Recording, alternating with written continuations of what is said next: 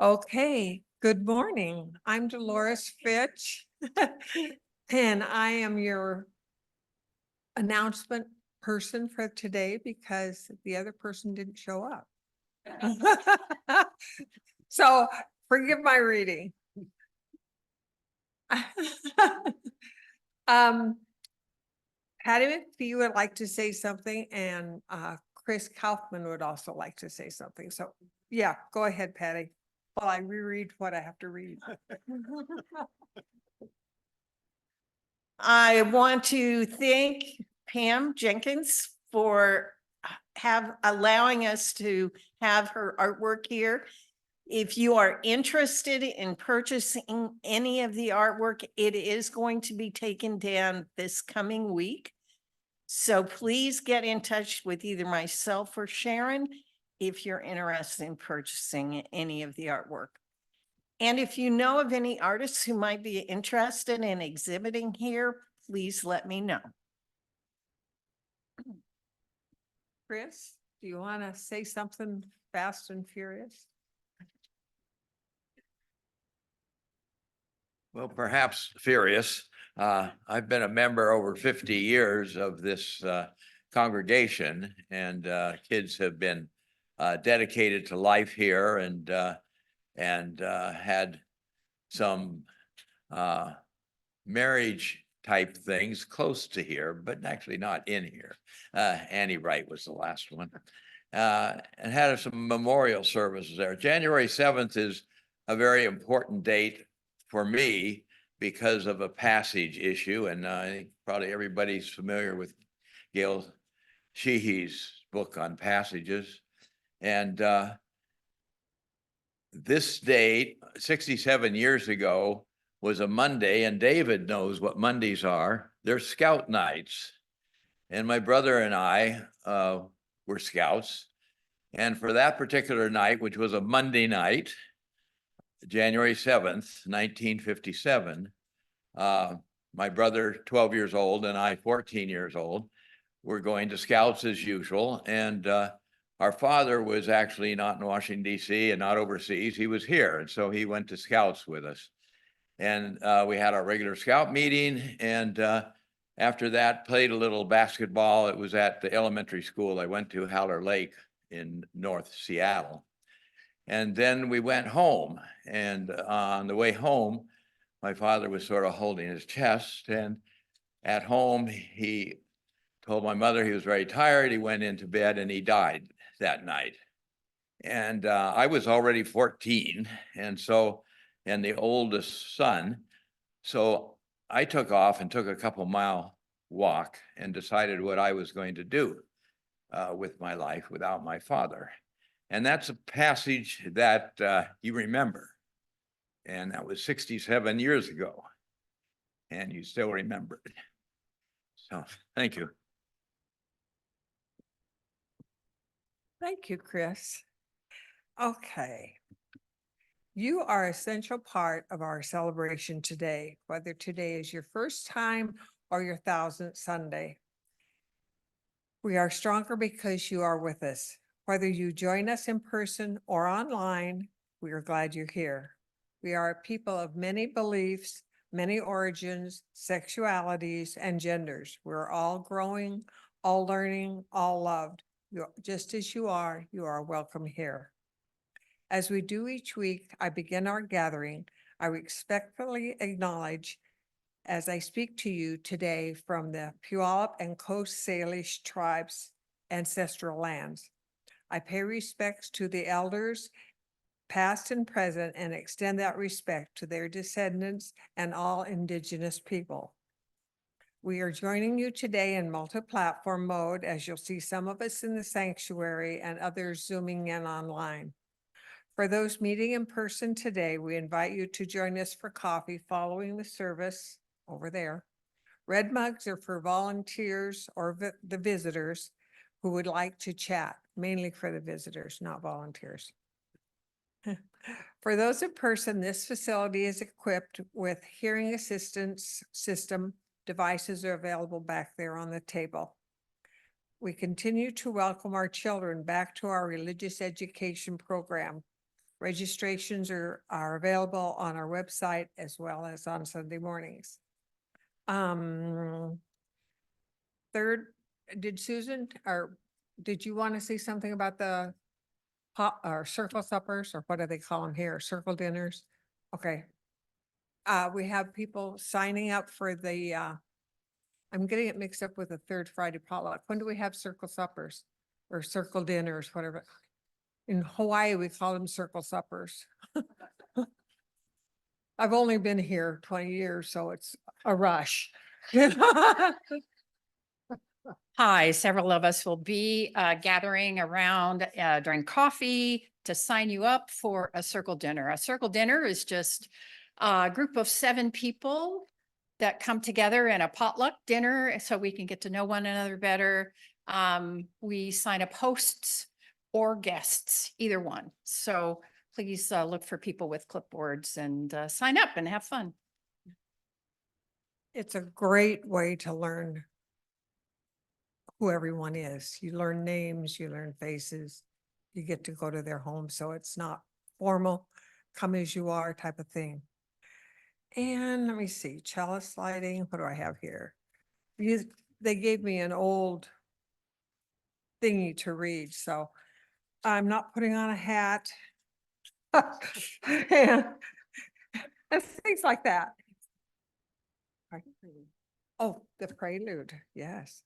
Please announce today we'll be doing signups for First Circle Supper in 5 years. Date, January 27th. Okay. Oh, the gong. The gong. I either get it too light or too hard.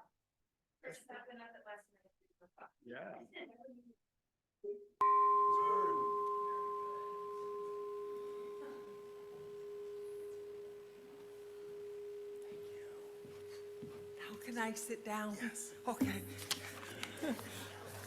This is mine. This is mine. That's yours. That's yours. Ah, that's yours. Okay. I'm out of here.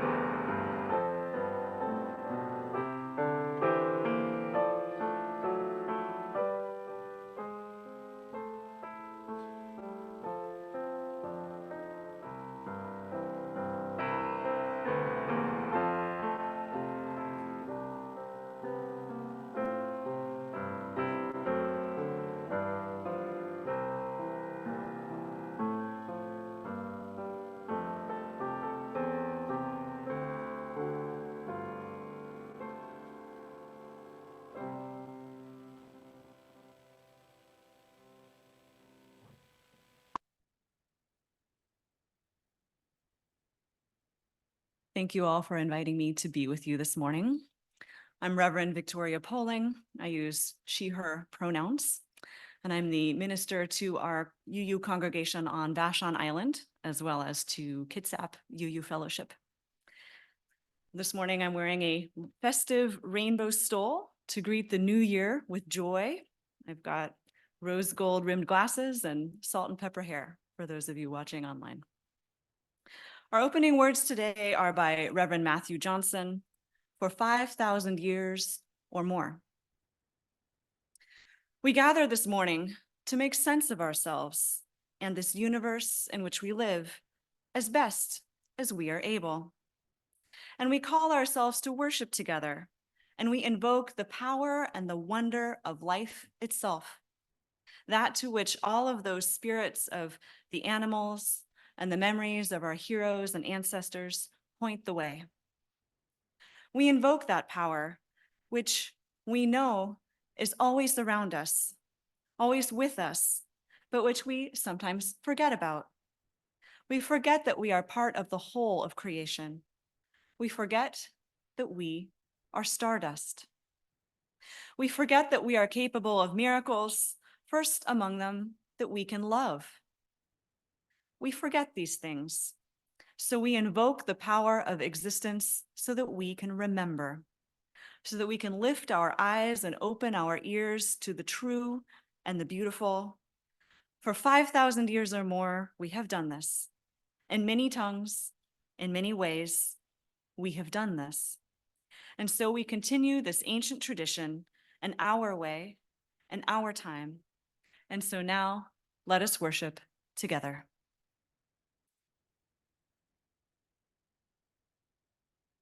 Good morning, all online and here on site. I want to invite Gary Finke up to light our chalice. I'm so pleased to see faces I recognize, including Gary's, and faces that are new to me. So thanks all for being here. We'll see how Gary does with this assignment to help us light the chalice.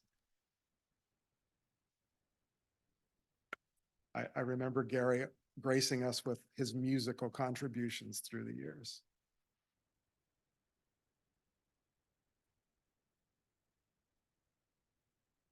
Now, as the words come up on screen, let's share in this unison reading. We light this chalice in deep respect for the mystery and holiness of life, in honor and gratitude for those who have gone before, with love and compassion for those who dwell among us, and with hope and faith for the generations to come. And now we will share in our opening hymn. It's number 1010 in the teal hymnal, or you'll see the words on screen. Thank you, Patty. This is one of my favorites, so let's have fun with it. Twice through. Oh, we give thanks for this precious day, for all gathered here and those far away, will thankfully share with love and care. Oh, we give thanks for this precious day. Oh, we give thanks for this precious day, for all gathered here and far away, for the times we shared with love and care. Oh, we give thanks for this precious day.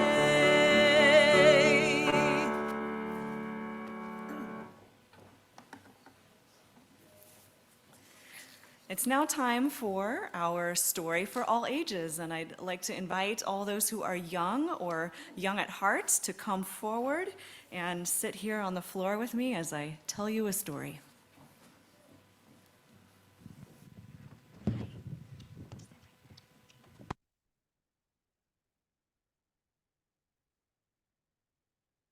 Oh, it's good to see all of you. See your faces and some plushy friends. All right. Well, thanks everyone for singing together this morning. Thank you, Marianne, and thank you, Patty, for leading us in a song. Are you ready for a story? Okay, good. I see some nods. Okay. Well, our story this morning is about finding gratitude for who we are and how we deal with whatever happens to us every day. It's called Potatoes, Eggs, and Coffee Beans. You'll see. So upon a time, there was a daughter, and she was complaining to her father that her life was just miserable, and she didn't know how she was going to make it. And she was just so tired of fighting and struggling all the time. It seemed as soon as one problem was solved, another one showed up. That sounds really hard, doesn't it? Yeah. Oh, like you're moving. That was really hard. And you moved too. Exactly. Just like that. Well, so this little girl's dad was a chef. So instead of talking to her about it, he said, "Come on in the kitchen." And he filled 3 pots of water on the stove. And once the pots of water started to boil, he put potatoes in one, and eggs in the next one, and coffee beans in the third pot. He didn't say a word to his daughter. She just groaned and she rolled her eyes. Oh my gosh, what is my dad doing? Right? After 20 minutes, he turned off the burners. He took out the potatoes and he put them in a bowl. And he took out the eggs and he put them in another bowl. And he poured the water with the coffee into a cup. And then he turned to her and he asked, "What do you see?" "Dad, I see potatoes, eggs, and coffee," she replied. He said, "Look closer and touch the potatoes." So she did. She noticed the potatoes had become soft. "Now take an egg and break it." After pulling off the shell of the egg, she noticed that the egg had become hard. Finally, he handed her the cup of coffee and asked her to sip it. Have any of you sipped some coffee? No? You have? Oh, your dad works at the coffee shop. Yeah. Someday you hope to. For sure. All right. So clearly this was very exciting. Well, do you want to know what happens next? Okay. Well, she was happy about this too, and it brought a smile to her face. And she said, "Okay, Papa, what are you getting at with all of this?" And he said, "Listen, the potatoes and the eggs and the coffee beans each faced the same adversity, the boiling water, but each one reacted differently. The potatoes and the eggs were changed by the water. The potato went in strong and hard and unrelenting, but it became soft and tender in the water. And the egg was fragile with a thin outer shell, protecting its liquid interior. And then in the boiling water, it became hard. But the coffee beans were different. When they were boiled, they changed the water and they created something new." "Which one are you?" he asked his daughter. "When hard times knock at your door, how will you respond? Will you be a potato, an egg, or a coffee bean?" You see, in life, when things happen around us and things happen to us, what matters is your choice of how you respond and how you learn and how you make the best of it. Like when you move to a new place, you make new friends, right? Oh, and so one of you would be a coffee bean and a potato. What would you be? A coffee bean. And how about you? A coffee bean. You would change the situation around you. Well, I hope you have a great conversation about this, because now it's time to sing out our children. Would you please form an arch, and you're going to get sung out to RE.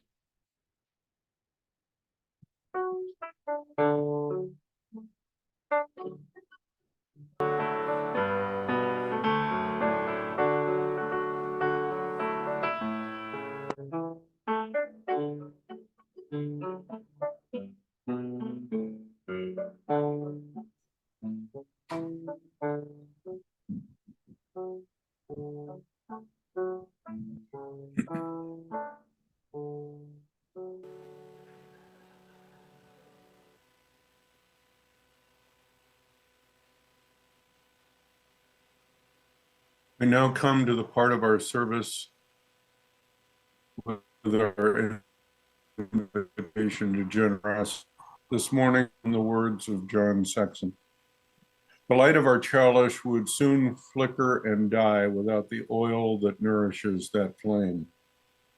And just as the flame cannot burn without oil, this religious community cannot survive or thrive without the financial as well as the personal gifts from you, the congregation, supporting not only the church, but your fellow members and friends.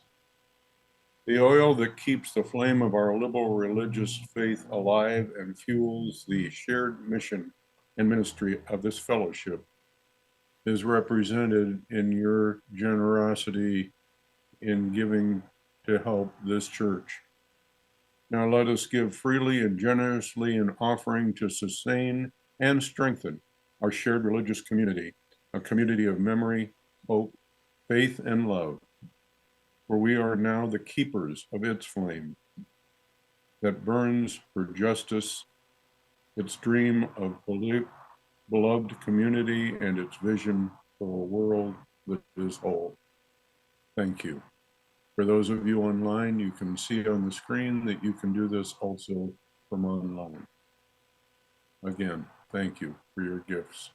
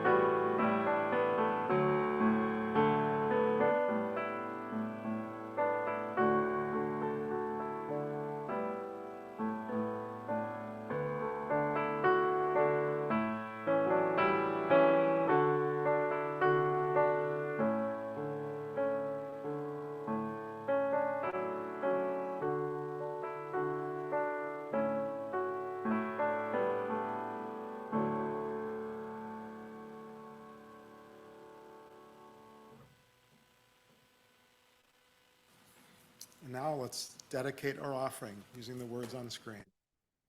We dedicate ourselves and our offerings to the work of this congregation, weaving a tapestry of love we call community, both within and beyond these walls. And our meditation hymn is number 398 in the gray hymnal, and the words will be on screen here. Patty McPhee will lead us again. Thank you, Patty. Because this one is a little bit new to us, Marianne's going to play it through entirely once, and then we will sing it twice. Rise as you are able or willing.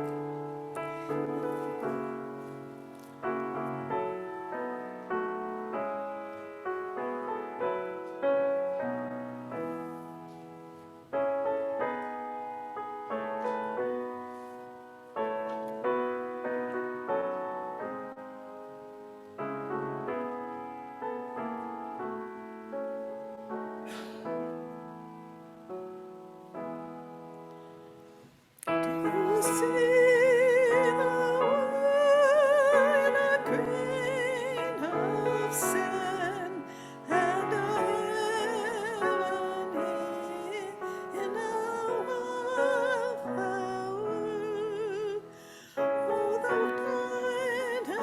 eternity in the palm of your hand, and eternity in an hour. To see the world in a grain of sand, and a heaven here in a wildflower. Hold the vinity in the palm of your hand, and eternity in an hour.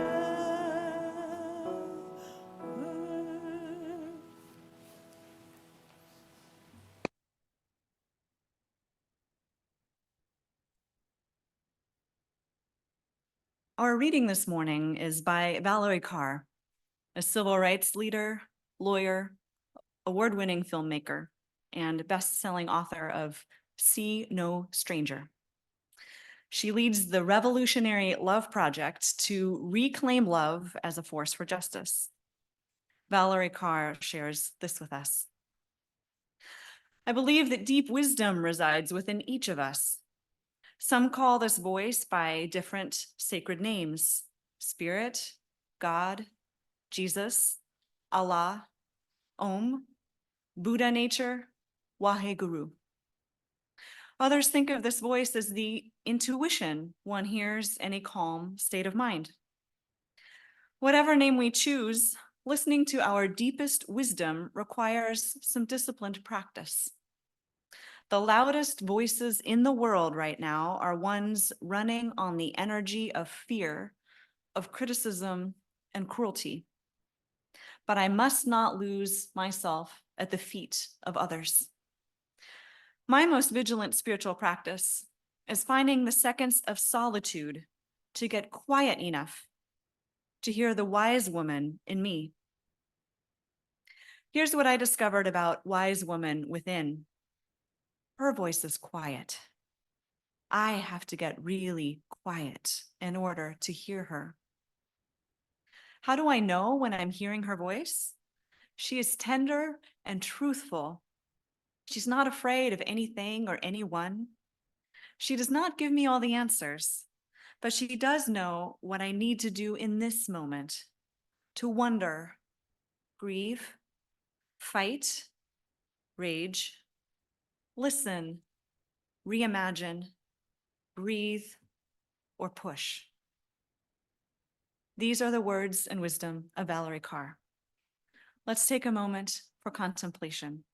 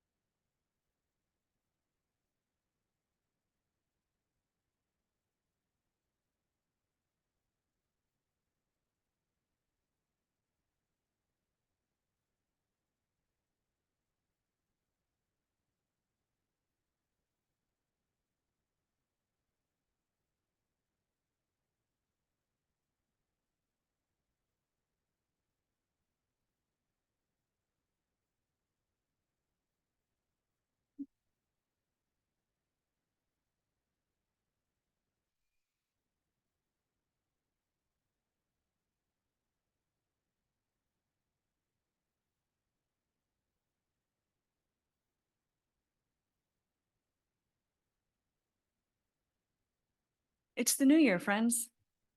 It's the heart of winter time, which is when the earth rests. Here in the Northwest, these gray days are a good time to listen to that voice of wisdom within. It's a good time to seek counsel together about our hopes for the coming year, and to share stories that remind us of who we aspire to be, whether we're going to be potatoes or eggs or coffee beans.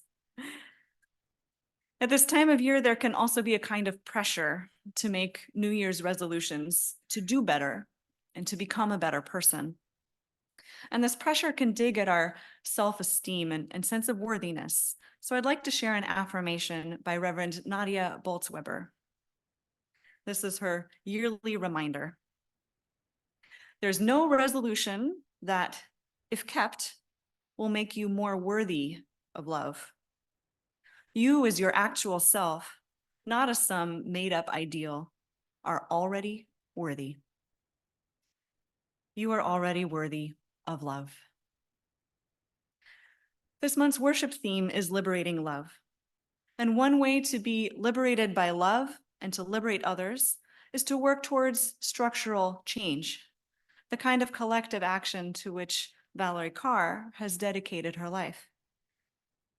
And yet, sustaining this liberating work of love without burnout depends upon cultivating that quiet center where we can be reminded of the wisdom within us and that there is a love that is holding us, a love that sounds like a tender and a truthful voice. Now, finding that time or space to be quiet, to be able to listen that deeply within, can be kind of daunting, especially amidst our life activities that may not stop or slow down, even though it's winter. Even though the earth shows us that it's time to rest, our work and our lives no longer follow that kind of agrarian or earth-based calendar. So you might be wondering, how will I fit that in? Will 20 minutes in the car while I'm waiting for an appointment be enough meditation time? That's what happens to me more often than I would like. I make the space to sit and breathe in the car. And I know I'm not the only one using my car as a sanctuary. I know this because just a couple of days ago, there were people in cars on both sides of me in a parking lot who were sitting in the seat. They were on their phones, looking up occasionally, taking a pause. And I wondered, were they finding their center and remembering that there is a love holding them? I wished that for them because that's what I was trying to do. I was trying to turn towards the wise person in me for some guidance to sort out a situation that was going around and around in my head. Maybe that happens to you. So I took some deep breaths and I dropped my attention into my belly and I prepared myself to listen. And what I heard inside was, we need sweet potatoes, some almond milk, and some eggs, and definitely another bag of spinach. And that was not the wisdom that I was looking for. It seems that the wise woman of me was not interested in my problem. She wanted me to focus on something more ordinary and essential. I know by now to accept this wisdom, so I indicated my acceptance of this guidance by getting out my phone and taking notes on the sacred grocery list that had been given to me. Because the grocery list is sacred. It comes from the wisdom of the belly, longing to be filled, and from the responsibility to care for people, for those we love in our households, and those who we share food with, here perhaps in the congregation for circle dinners. A grocery list is a small story of a nurturing love that lives at the center of our relationships. Valerie Carr notes that whatever name we choose for this voice within, listening to that deepest wisdom requires practice, disciplined practice. And yet, even with regular practice, we have days on which it's more difficult than others to find our center, where that deeper wisdom can emerge. So on those grocery list days, when my inner wisdom is focused on food, I seek tender guidance in reading the works of spiritual teachers.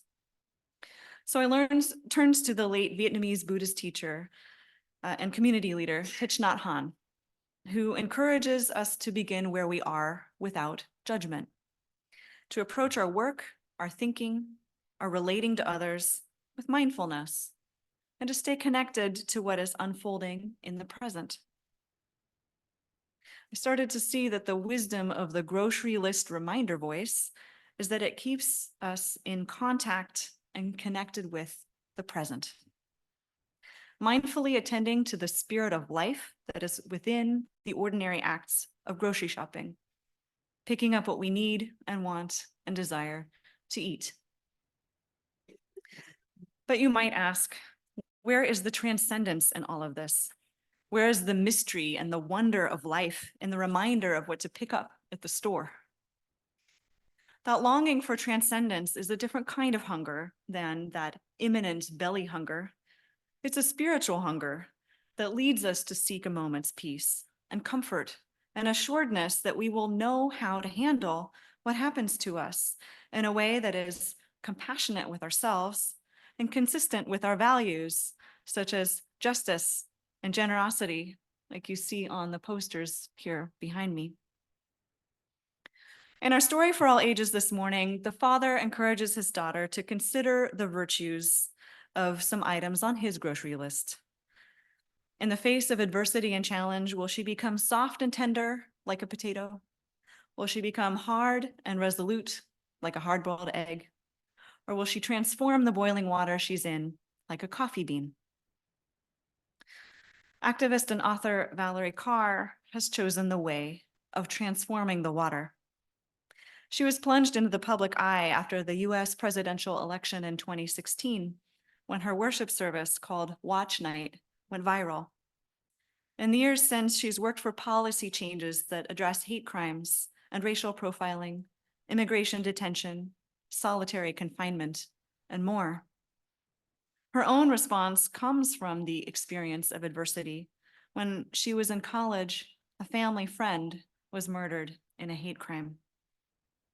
At that time, people of color were hurt in thousands of incidents that were barely reported in the media. So she began a journey across the US to tell her community's story and to fight for racial justice. You may know of her through the Poor People's Campaign, where she's worked alongside Reverend Dr. William Barber, and there's an active chapter of the Poor People's Campaign here in Tacoma. These written and oral histories and sacred texts that we draw on in our Unitarian Universalist tradition are full of stories of people who've chosen that way of transformation. And one of our sources includes the Christian scriptures. In the Christian tradition, yesterday, January 6th, was the celebration of Epiphany. This is the day when the three wise men, or the Magi, were said to have arrived at the manger in Bethlehem to witness and honor the child, the Christ child, and his family. They'd received a vision of a child who was destined to become a king of the Jewish people and who would transform the world. And remarkably, they listened to that vision and they set out on a quest, following a star, to find the child. They asked the king, King Herod, who had been installed by the Romans, by the empire, as a client king over Israel, to tell them where to find him. But the king didn't know, and he started to become afraid that his power would be threatened. These wise men themselves were transformed by their journey, as they came bearing their own grocery list of precious items to give honor to this one and his family, the frankincense and myrrh, and the gold and silver. And once they had seen the child who was to challenge the empire, to challenge Roman rule of Israel through oppressive kings like Herod, they returned to their homeland by another path, because they were warned in a dream that King Herod was looking for them and wanted to kill the baby. They had an epiphany. They were called to shift their loyalty away from the power structure of the ruling king and the empire to the vulnerable, unknown mystery of a king who was a baby, innocent, imminent, and fully present. January 6th is now etched into our memories as a different kind of loyalty and power shift. Perhaps some of you watched retrospectives of the January 6th insurrection this week. I watched again as a group of people broke into the US Capitol building, congratulated themselves, and bowed their heads in prayer, thanking an omniscient God for allowing them into the building. This group believed themselves to be fighting unjust structures of power. Some of those praying even called on the name of Jesus. This was a group seeking only to take down and dismantle power. But most people seem to have no idea what to do or what they were doing after entering that building. They did not focus on the most vulnerable and innocent in that moment. They did not focus on care and caregiving. Focusing on destruction, they failed to nurture a more life-giving vision for this country. Andrew Morantz of The New Yorker noted afterwards the role that social media played in amplifying the willingness to riot. He notes, all the big social networks are fundamentally built around inciting emotional engagement, and that can be fear or rage, lust, or xenophobia. It could also be humor and nostalgia and those kind of nice things, but it's just easier to make people scared than it is to make them feel warm and fuzzy. These are the only things that algorithms can measure.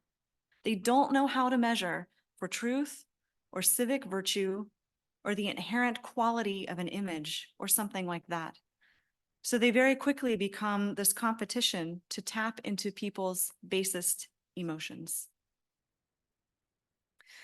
We need an antidote. We need an antidote to this effective algorithms and the way that our fears are amplified by a steady stream of content designed to keep our attention on the media. I would suggest that grocery list wisdom is just that kind of antidote. It's a wisdom that returns us to warmth, to nurture, to tenderness, to kindness, to caring for one another, to feeding each other, and to acting virtuously towards others. Grocery list wisdom reminds us that all journeys of transformation require us to tend to the needs of the body and to the emotions, as well as the needs of the spirit. Our base emotions also include hunger and a longing to connect and care for one another. And we are wonderfully equipped as people to feed each other and to offer comfort and to still and soothe fear. As people, we are not algorithms.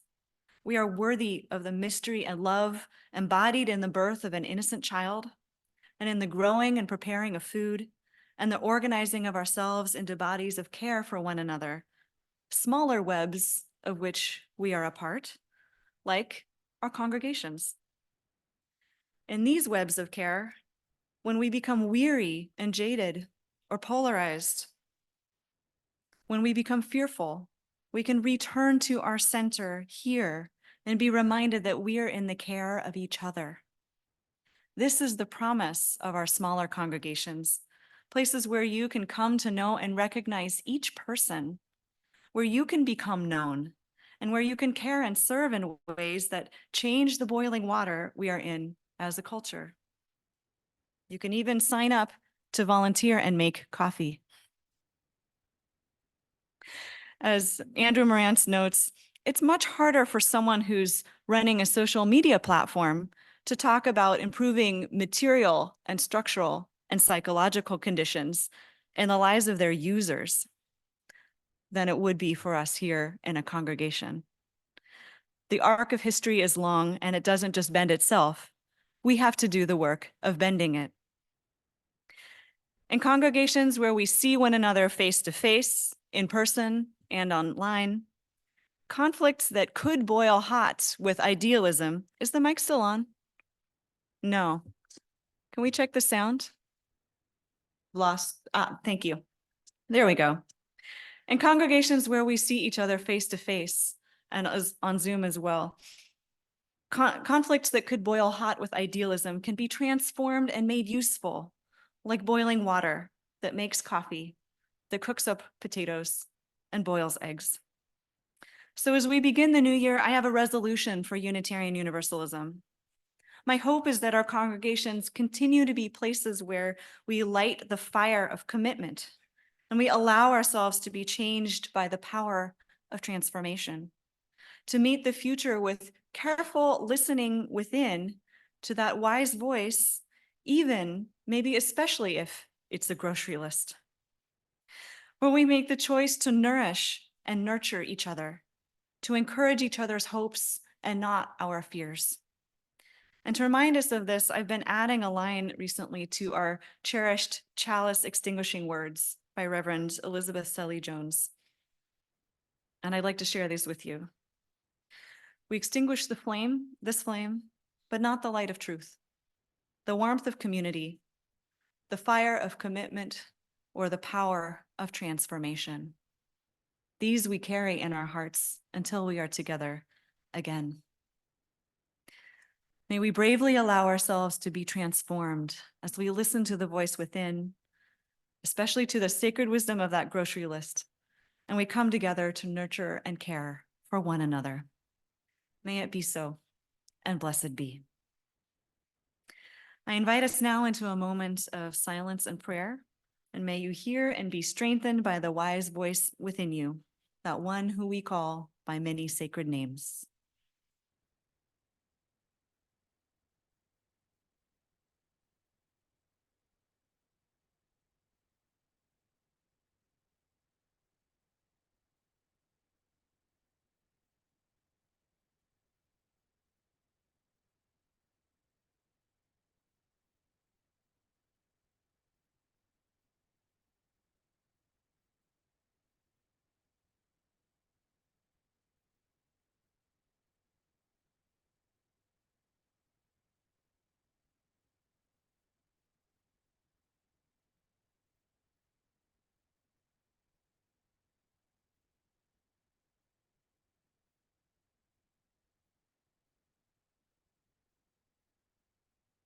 Amen. Please join in singing our closing hymn, which is itself a beautiful list of the many ways we create community together. This is number 354, We Laugh, We Cry, by Shelley Denham Jackson. Sounds great.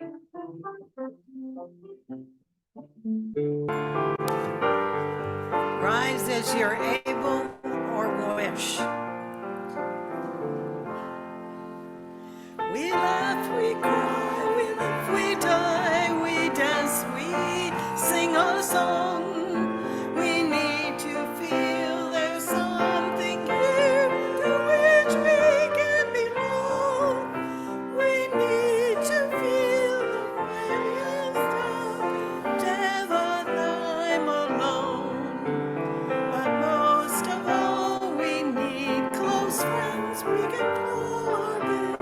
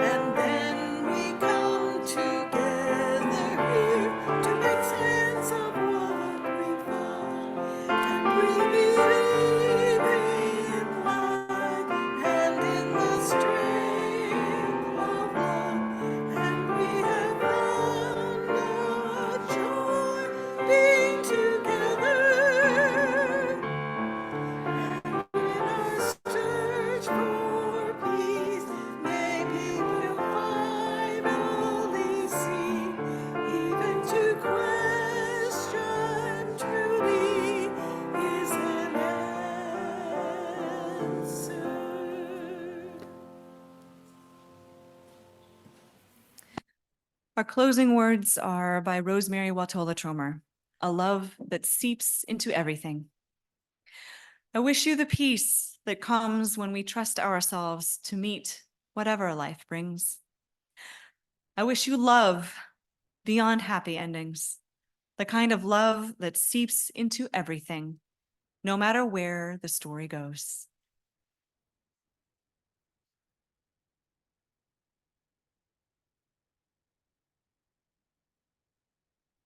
For our extinguishing words, let's try to transform this a little bit, if I got this right. Or the power of transformation. So let's try to add that here. All right.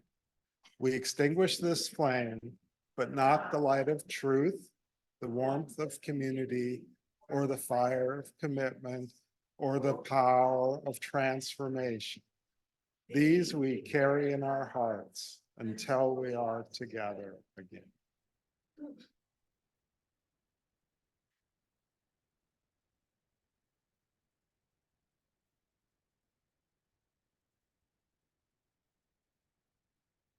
And now if we'll join in our closing blessing song. And if you want to see how to move your hands, follow Patty's lead. Or make it up.